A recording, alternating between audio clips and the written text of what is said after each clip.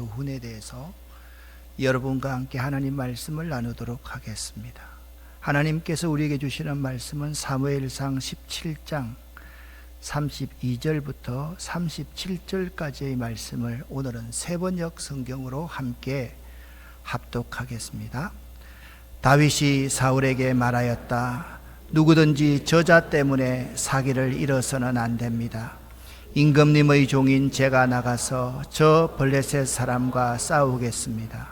그러자 사울은 다윗을 말렸다. 그만두어라. 내가 어떻게 저자와 싸운단 말이냐. 저자는 평생 군대에서 뼈가 굵은 자이지만 너는 아직 어린 소년이 아니냐. 그러나 다윗은 굽히지 않고 사울에게 말하였다. 임금님의 종인 저는 아버지의 양떼를 지켜왔습니다. 사자나 곰이 양떼에 달려들어 한 마리라도 물어가면 저는 곧바로 뒤쫓아가서 그 놈을 쳐 죽이고 그 입에서 양을 꺼내어 살려내곤 하였습니다. 그 짐승이 저에게 덤벼들면 그 턱수염을 붙잡고 때려 죽였습니다. 제가 이렇게 사자도 죽이고 곰도 죽였으니 저 할례 받지 않는 블레셋 사람도 그 꼴로 만들어 놓겠습니다. 살아계시는 하나님의 군대를 모욕한 자를 어찌 그대로 두겠습니까? 다윗은 말을 계속하였다. 사자의 발톱이나 곰의 발톱에서 저를 살려주신 주님께서 저 블레셋 사람의 손에서도 틀림없이 저를 살려주실 것입니다.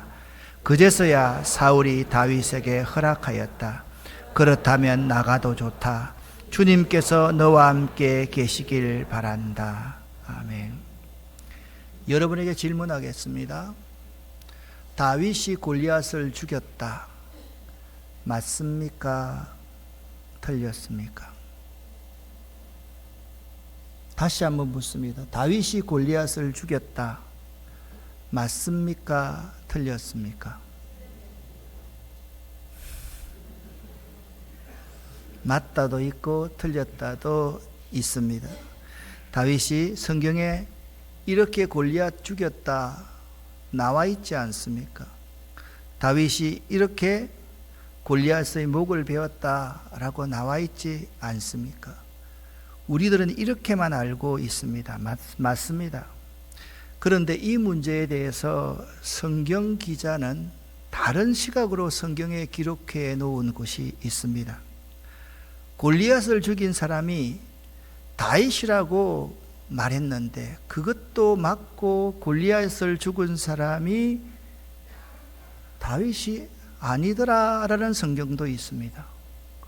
아니, 지금까지 내 인생을 살면서 한 번도 그런 말을 들어본 적이 없는데 목사님, 그 말씀이 무슨 말씀입니까? 사무엘하 21장 19절 말씀을 보면 블레셋 사람과 고업에서 전쟁할 때에 베들레헴 사람 엘하나는 가드 골리앗의 아후 라흐미를 죽였다. 그렇게 말씀하고 있습니다. 성경에는 이렇게 나와 있습니다.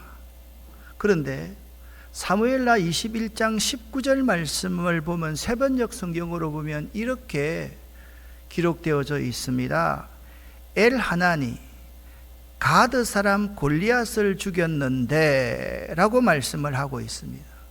그러니까 번역에 따라 참 다른데요. 엘하나니 가드 골리앗의 아후 라흐미를 죽였는데 라는 기록도 있고 엘하나니 가드 사람 골리앗을 죽였는데 라는 말이 성경에 있더란 말입니다.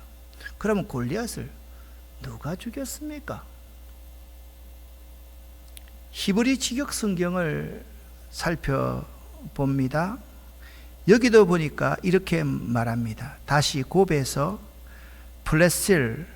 블레셋과 전쟁이 있었을 때 베들레헴 사람 야레오르김의 아들 엘하나니 가드 사람 골리앗을 쳐 죽였는데 라고 말씀하고 있습니다. 뉴 인터내셔널 버전에도 이렇게 나와 있습니다. 엘하나는 갓 사람 골리앗을 죽였다 라고 말씀하고 있고요. 뉴 아메리칸 스탠다드 바이블에도 이렇게 말씀하고 있습니다. 엘하나니 갓사람 골리앗을 죽였습니다 라고 말씀하고 있고요. 메시지 성경에도 엘하나니 깃대만큼 큰 창을 가진 갓사람 골리앗을 죽였습니다 라고 말씀하고 있습니다. 뉴 리바이즈드 스탠다드 버전에 의하면 똑같습니다. 엘하나니 갓사람 골리앗을 죽였습니다. 그러면 성경이 틀린 겁니까? 예수님의 머리와 발에 향유를 부은 여인의 이름이 마리아는 맞는데 요한복음의 마리아는 나사로의 누이 마리아고 다른 성경의 복음서의 마리아는 나사로의 누이 마리아가 아닙니다. 그건 성경이 틀렸다라는 말입니까? 그렇지 않습니다. 어떤 학자들은 이렇게 주장합니다. 사무엘하 21장 19절의 기록이 일반적인 것과 배치되었기 때문에 작은 글씨체로 아후 라흐미를 첨가한 것이다, 그렇게 주장하는 사람도 있습니다. 두 번째는 다윗과 골리앗 이야기는 성경 사실 그대로라는 겁니다. 사무엘상에는 그래 다윗이 골리앗을 죽였어, 그리고 목 베었어, 사실 그대로입니다. 그런데 엘하나니 죽인 사람은 골리앗의 동생이었다, 라흠 있다, 그것도 맞다라고 주장하는 사람도 있습니다.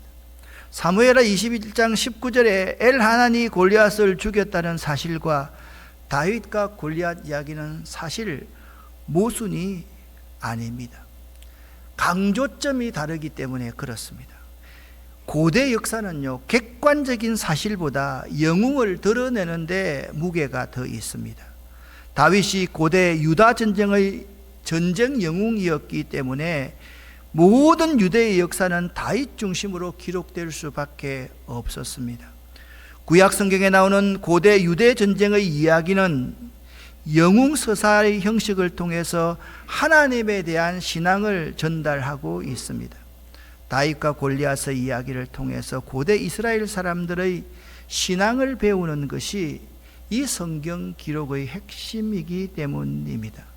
그러니까 이것은 성경 기자가 이런 관점으로 그 사실을 증언하느냐, 저런 관점으로 성경을 증언하느냐에 따라서 우리가 다르게 받아들일 수가 있습니다. 일반적으로는 오늘 본문 말씀 그대로 다윗이 골리앗을 죽였다, 엘하나니 골리앗의 아우를 죽였다, 이 두 가지 사실은 모순되는 것이 아니다라는 사실입니다.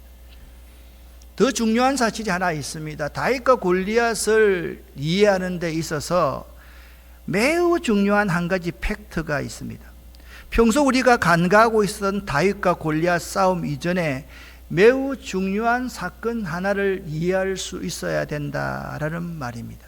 그것은 이새의 아들 다윗이란 이 부자 관계 묘사에서 다윗과 골리앗 싸움의 해답이 있습니다. 사무엘상 17장 17절 18절 말씀을 보면 다윗의 아버지 이새가 그의 아들 다윗에게 말을 합니다. 지금 네 형들을 위하여 이 볶은 곡식 한 에바와 이 떡 10덩이를 가지고 진영으로 속히 가서 네 형들에게 주고 이 치저 10덩이를 가져다가 그들의 천부장에게 주고 네 형들의 안부 잘 살피고 증표를 가져오너라. 왜 아버지 이새가 이 같은 조치를 하였을까요?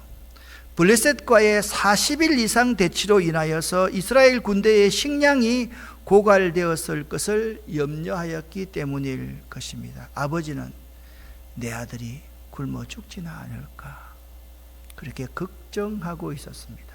아들의 안위도 걱정이 되었습니다. 아버지 이새는 다윗에게 이 음식을 형들에게 전달하거라, 형들의 안부를 살피라, 형들의 건강 및 생존 여부에 관한 평강 샬롬의 상태를 한번 알아보라, 그리고 형들에 대한 상태를 확인하고 그 증표를 가져오라 라고 당부를 했습니다. 여기서 참 이상한 이야기가 있습니다. 다윗은 아버지의 명령을 거부할 수 있는 충분한 이유가 있었습니다. 지금 전쟁터에 나가 있는 사람은 8형제 가운데서 위에 형 3명이었습니다. 그리고 다윗에게는 자기 위에 넷째부터 7째까지의 형들이 있었습니다. 그러면 아버지가 상식적으로 생각하면 넷째를 보내든지 5째를 보내든지 함께 보내면 될 터인데 왜 어린 막내 다윗을 거기에 위험한 곳에 보내게 되었을까요? 아버지가 다윗을 대수롭지 않게 생각했을까요? 그건 아니지 않겠습니까? 다윗이 아버지에게 이렇게 항변할 수 있었을 것입니다. 아버지, 내가 지고 가야 할 음식이 너무 내게 버겁고 무겁습니다. 이것은 종 하나 붙여서 보내면 될 터인데 왜 이렇게 무겁고 버거운 짐을 제가 지고 그 전장터까지 가야 됩니까? 그 전장터까지의 거리는 그 시대에 60리 이상이 되는 길이었습니다. 아버지, 내 위에 4명의 형들이 있지 않습니까? 왜 하필 막내인 제가 가야 됩니까? 이렇게 충분히 항의할 수 있었을 것입니다. 여러분도 그럴 때가 참 많이 있지 않습니까? 나는 장로도 아니고 권사도 아닌데 왜 내가 거기 가야 되고 그런 일을 해야 됩니까? 그런 말 할 때가 참 많이 있을 것입니다. 그런데요, 여기서 굉장히 중요한 것은 다윗은 아버지 이새의 명령 당부에 군소리하지 않고 순종한다라는 점입니다. 이 점이 다윗의 가장 잘한 것입니다. 이것 때문에 나라의 위급한 상황을 보게 되었고 용기 없는 이스라엘 군대의 장군들을 보게 되었고 하나님을 모욕하는 블레셋의 골리앗 장군을 보게 된 것입니다. 사랑하는 성도 여러분, 우리들의 순종함이 더 큰 역사를 일으킬 수 있음을 여러분은 믿으십니까? 믿으십니까? 믿으시기를 바랍니다. 성경은 바로 여기 이 지점부터 다윗과 골리앗의 싸움의 승패가 이미 결정되었음을 말씀하고 있습니다.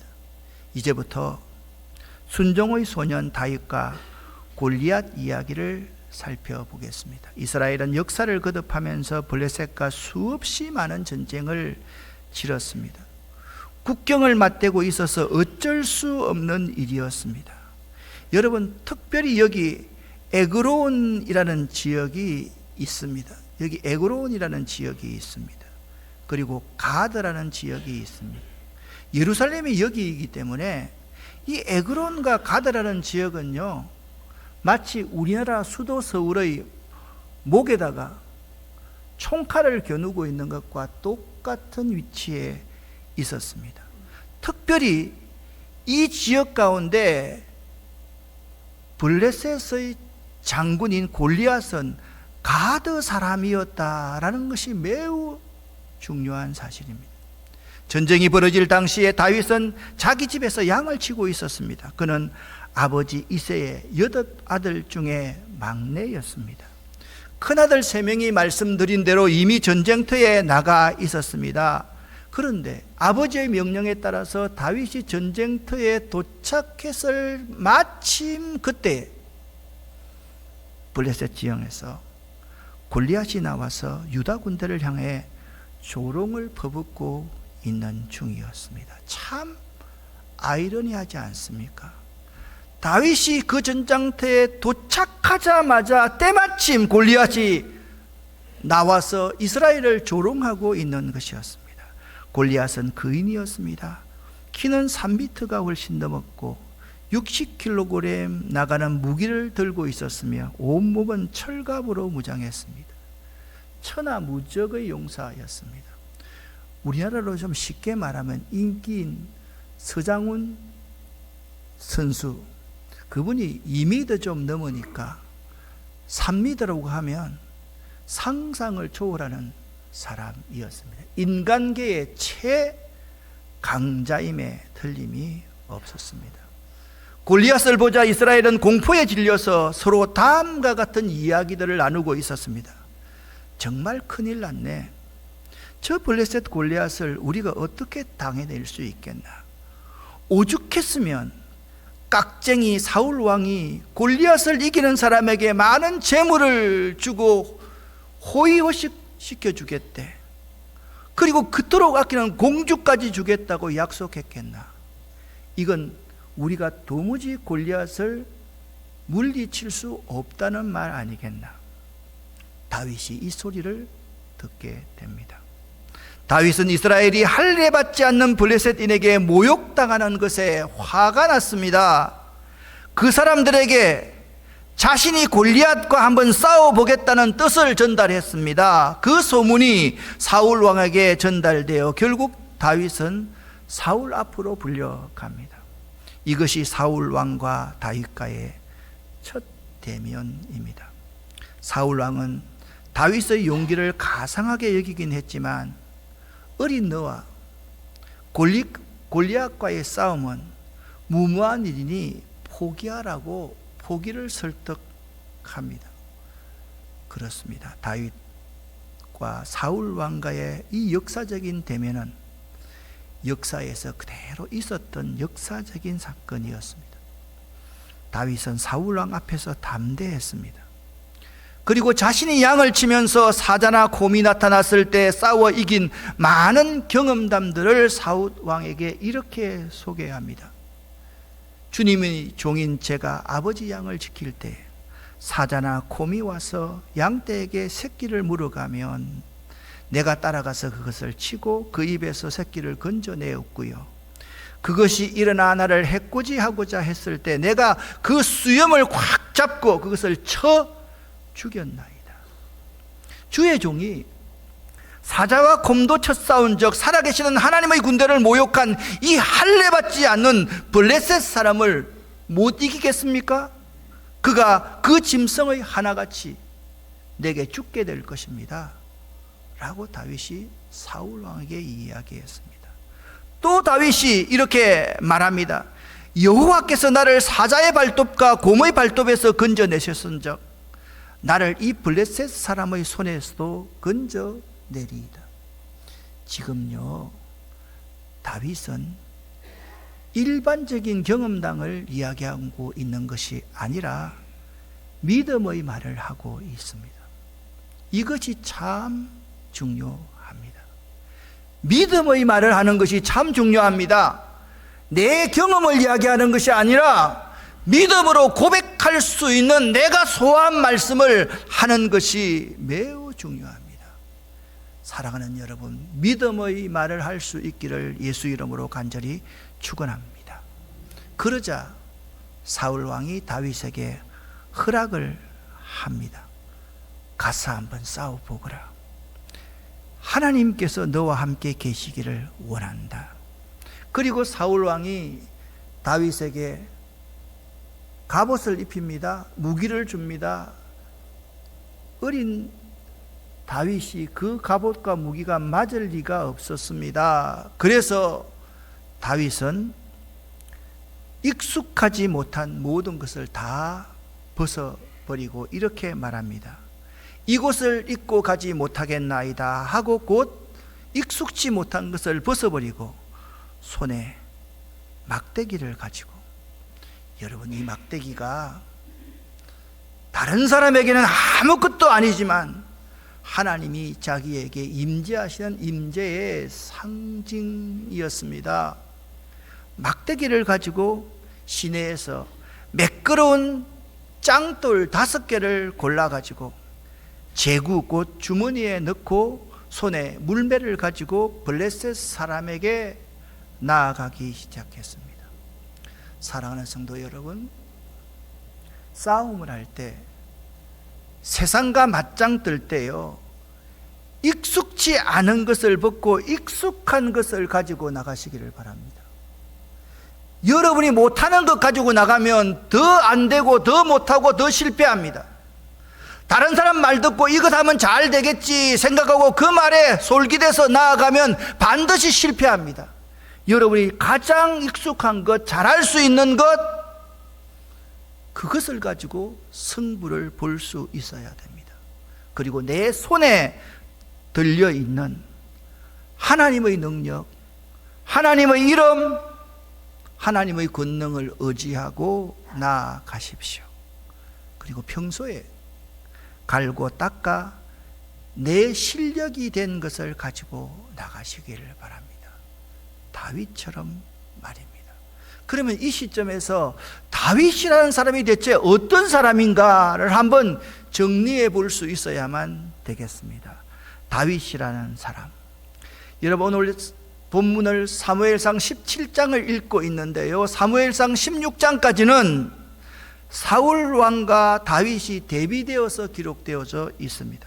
사울의 경우는요, 여호와께 불순종했기 때문에 하나님께서도 그를 버렸습니다. 하나님이 버리자 그가 얼마나 깊이 타락하는가를 사울에 대해서 보여주고 있고요. 다윗의 경우 하나님께서 어떻게 그를 환난과 역경 가운데서도 겸손하게 하여서 그를 낮추셔서 하나님을 섬기고 따르는 왕으로 훈련시켰는지를 잘 보여주고 있습니다.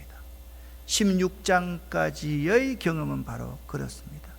사울이 하나님께 불순종함으로 얼마나 타락할 수 있는가를 보여주고, 부족한 다윗을 하나님이 얼마나 훈련시켜서 하나님께 순종하는 왕으로 만드셨는지를 16장까지 보여준다라는 말씀입니다. 다윗의 특징은 이렇습니다. 그는 성실했습니다. 다윗은 성실한 사람이었습니다. 목동으로 있으면서 양을 잘 돌봤고요, 자신에게 주어진 재능을 잘 갈고 닦아서 실력도 갖추었습니다. 그리고 다윗은요, 이런 사람이었습니다.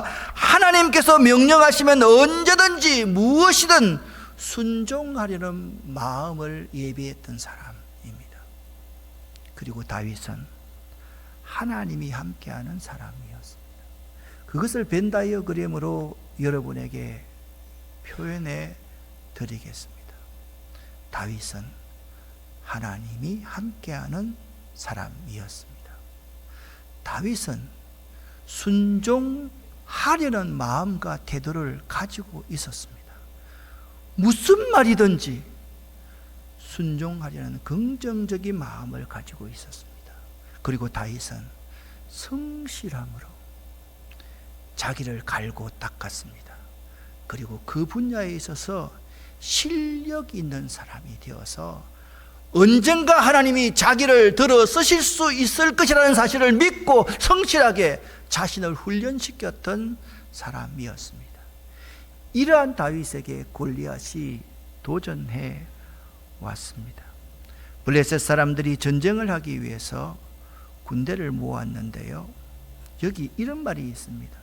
블레셋 사람들이 군대를 모았는데 유다 땅 소고에 모여 있습니다. 지금 소고와 아세가 사이에 있는 에베스담밈에 블레셋 사람들이 진을 쳤습니다. 그리고 이스라엘 사람들도 엘라 골짜기에 모여서 진을 쳤습니다. 여러분 한번 보시기를 바랍니다. 여기에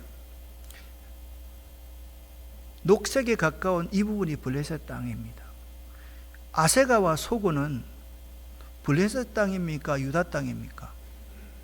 유다 땅 아닙니까? 아니, 색깔이 있는 거는 블레셋이고 하얀 거는 유다 땅인데 뭐 그걸 고개를 안 끄덕거리고 계세요.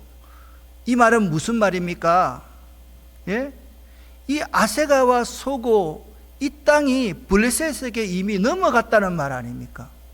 그러니까 우리나라에서 지금 싸움을 하고 있는 겁니다. 어디서? 여기가 블레셋 지형이고 여기가 이스라엘 진영이었던 것입니다.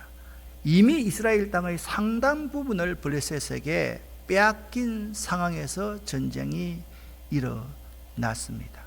다시 한번 잘 보시기를 바랍니다. 블레셋 사람들은 유다 땅 소고에 모여서 진을 쳤다라고 말씀하고 있습니다.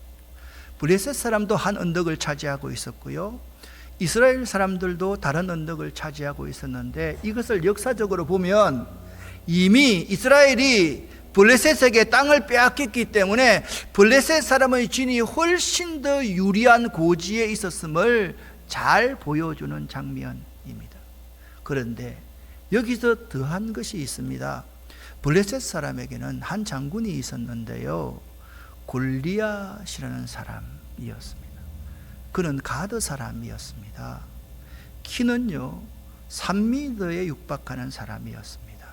그리고 수없는 무기를 가지고 있는데 그 무기를 도무지 뚫을 수가 없는 무기였습니다. 성경은 골리앗의 키가 약 3m에 가까웠을 것이고 2m 97 정도 됐다고 합니다. 여러분, 일반적인 군인이 175, 장군이 175 정도 됐다 그러면 이 골리앗은 도무지 이길 수 없는 사람입니다. 여러분, 왜 성경이 이렇게 골리앗에 대해서 자세히 묘사하는 줄 아십니까? 여러분, 두 가지를 알아야 됩니다. 첫 번째입니다. 인간의 그 어떤 능력으로도 골리앗을 이길 수 없다. 이게 전제입니다. 두 번째입니다. 또 인간의 그 큰 능력도 하나님 앞에서는 보잘것없다는 것을 보여주려는 의도가 이 골리앗에게 있는 겁니다. 인간은 골리앗이 도전해 오면 이길 수가 없어요. 그런데 인간의 아무런 위대한 능력이라 할지라도 하나님은 이길 수가 없는 거예요. 그것을 보여주는 상징적인 인물이 골리앗이라는 것입니다.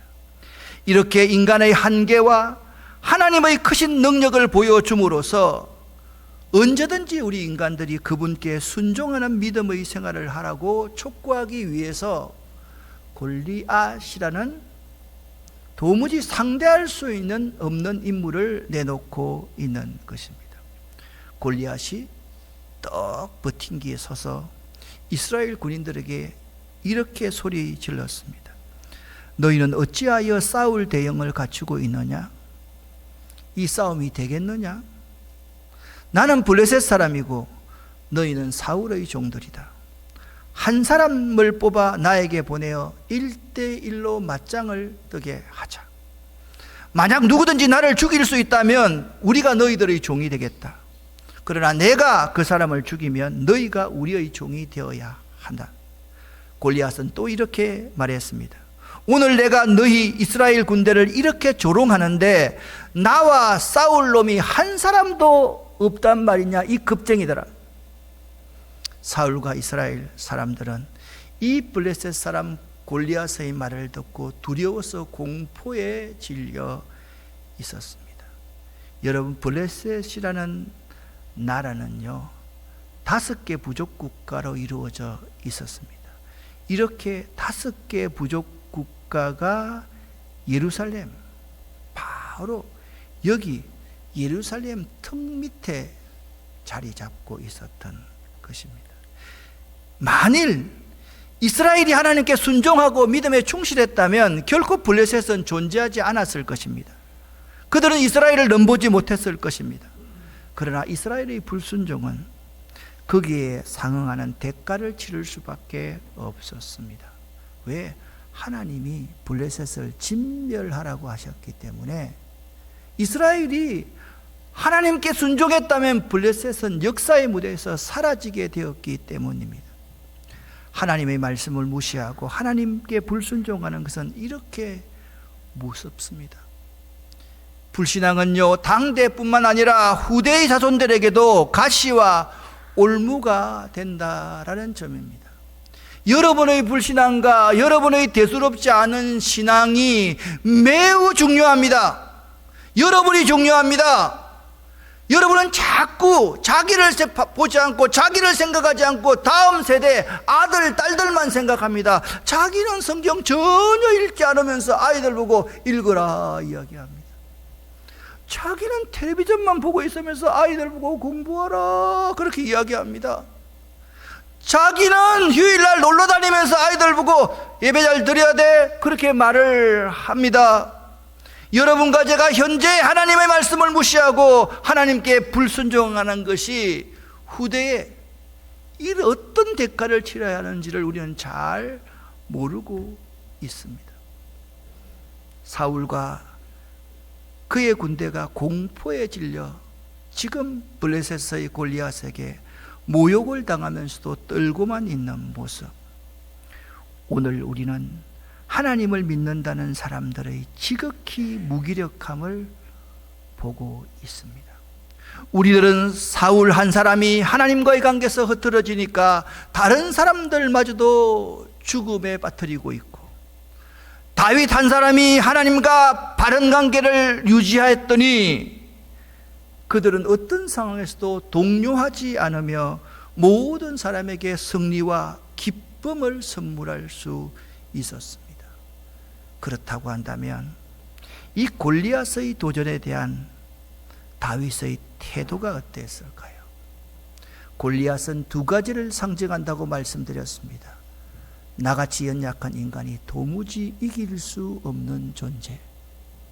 두 번째, 아무리 골리앗 같은 존재라 할지라도 하나님은 이길 수 없다는 사실을 우리에게 보여줍니다. 여기 보시기를 바랍니다. 수없이 골리앗은 다윗 같은 우리에게 도전해 옵니다. 우리를 모욕합니다. 다윗과 골리앗 이야기가 주는 교훈은 바로 여기에 있습니다. 우리는 다윗을 잘 묵상할 수 있어야만 됩니다. 오늘 본문 이야기가 아니고 지난주 하나님 말씀을 여러분과 함께 나누었지만 지난주일에 이런 말씀을 나누어 드렸습니다. 이것은 사울 왕과 그 앞에서 악신을 떨치기 위해서 연주를 하는 다윗의 모습이었습니다. 여기 한번 보시기를 바랍니다. 그는 목동입니다. 목동의 옷을 입고 있습니다. 화려한 옷을 걸치고 있습니다. 그는 이렇게 물병 하나 가지고 있습니다. 그가 가지고 있는 이 병은 정말 화려했지만 깨어지기 쉬운 병이었습니다. 그가 노래하고 있습니다. 찬양하고 있습니다. 다윗 모습 가운데 우리가 본받아야 될 것은 다윗의 시선은 항상 하나님을 향하고 있었다. 이 점을 잊지 마시기를 바랍니다. 여러분의 시선을 먼저 항상 하나님을 향하시기를 예수 이름으로 간절히 축원합니다. 다윗에게는 믿음의 의분이 있었습니다. 하나님의 이름이 모독받는데도 못 본 채 한다는 것은 사랑이나 믿음 자체가 아닙니다. 신자의 관용도 아닙니다. 골리앗이 다윗에게 이렇게 말을 합니다. 막대기를 가지고 오다니. 그는 막대기의 의미를 잘 모르는 사람이었습니다. 세상 사람들도요, 우리가 막대기 하나 가지고 나오면 그것이 생명 없는 막대기인 것처럼 여깁니다. 그런데 그 막대기는 하나님의 임재의 상징이었습니다. 너는 내가 개인 줄 아느냐? 골리앗은 자기 신들의 이름을 들먹이며 다윗을 저주했습니다. 골리앗이 다윗에게 말했습니다. 이리로 오너라. 네가 네 몸을 공중의 새와 들짐승에게 먹이로 줄 것이다. 다윗이 골리앗에게 말합니다. 너는 나에게 칼과 큰 창과 작은 창을 가지고 나오지만 나는 만군의 여호와의 이름으로 너에게 간다. 아멘. 여호와는 이스라엘 군대의 하나님이시다. 너는 여호와께 욕을 했다. 오늘 여호와께서는 너를 나의 손에 맡기실 것이다. 나는 너를 죽여버릴 것이다. 너의 머리를 벨 것이며 블레셋 군인들의 몸을 공중의 새와 들짐승에게 먹이로 줄 것이다. 그렇게 하여 온 이스라엘에 하나님이 살아계시다는 것을 온 세상에 알게 할 것이다. 아멘. 여기에 모인 모든 사람들에게 여호와께서는 자기 백성을 구하시기 위해서 칼이나 창을 쓰실 필요가 없다는 것을 알게 할 것이다. 전쟁은 여호와의 것이다. 싸움은 여호와의 것이다. 하나님이 함께하면 이기고 하나님이 함께하지 않으면 진다. 하나님께서 나와 이 민족을 도와주실 것이다. 그렇게 말했습니다. 골리앗이 다윗을 공격하기 위해서 가까이 왔을 때 다윗도 재빠르게 움직이면서 골리앗을 향해 달려갔습니다. 다윗이 자기 주머니에서 돌 하나를 꺼내어 물매에 올려놓은 다음에 물매를 힘껏 돌리고서 던졌습니다. 돌이 날아가 블레셋 사람 골리앗의 이마를 맞췄습니다. 골리앗은 앞으로 꼬꾸라졌습니다. 성경은 이렇게 말합니다. 골리앗을 무너뜨리는 이 작은 돌은 다니엘서 2장 34절 35절 말씀에 이렇게 예언되어 있습니다. 사람의 손으로 하지 아니한 뜨인 돌이 열국을 치고 온 세상에 가득하게 되더라. 할렐루야. 골리앗을 무너뜨린 이 작은 짱돌 하나는 하나님의 능력이 임해 있는 것이었습니다. 다윗은 하나님의 예언의 말씀을 이루는 자였습니다. 다윗은 하나님의 도구였던 것입니다. 우리들도 하나님의 도구가 되어야지 내가 하나님처럼 행동해서는 안 됩니다. 하나님께 쓰임받는 자가 될 수 있어야만 합니다. 이 승리는 하나님의 승리요, 하나님과 함께한 한 성실한 준비자, 평소 실력을 키운 다윗의 승리였습니다.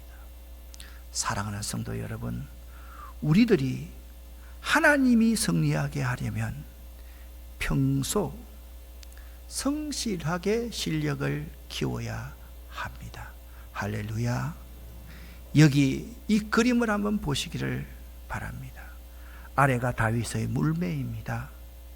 위에는 물매를 던지는 장면입니다. 다윗이 이 물매를 돌려서 돌을 던지는 것을 평소에 얼마만큼 훈련하였을까요? 다윗의 손이 어린아이의 손이었을까요? 상상이 되십니까, 여러분? 다윗은 1000번, 10000번, 수십만 번이나 훈련을 성실하게 했을 것입니다. 그렇지 않겠습니까, 여러분? 그리고 우리들이 꼭 마지막으로 명심해야 될 것이 있습니다. 우리들은 승리하기 위해 싸우는 자들이 아닙니다. 이미 그리스도께서 이루신 승리에 참여하는 자입니다. 믿으십니까? 그래서 그리스도께서 얻으신 그 승리를 자신의 것으로 누릴 수 있는 자임을 명심하시기를 예수 이름으로 간절히 축원합니다. 다윗은 이렇게 고백합니다. 함께 읽겠습니다. 너는 칼과 창과 단창으로 내게 나아오거니와 나는 만군의 여호와의 이름 곧 네가 모욕하는 이스라엘 군대의 하나님의 이름으로 내게 나아가노라. 아멘. 저는 성경을 읽으면서 참 멋있는 하나님 말씀을 한 구절 발견했습니다. 그걸 여러분에게 소개합니다. 이 말씀이 여러분의 인생의 좌우명이 되었으면 참 좋겠습니다. 누가복음 13장 33절입니다. 같이 한번 읽어볼까요?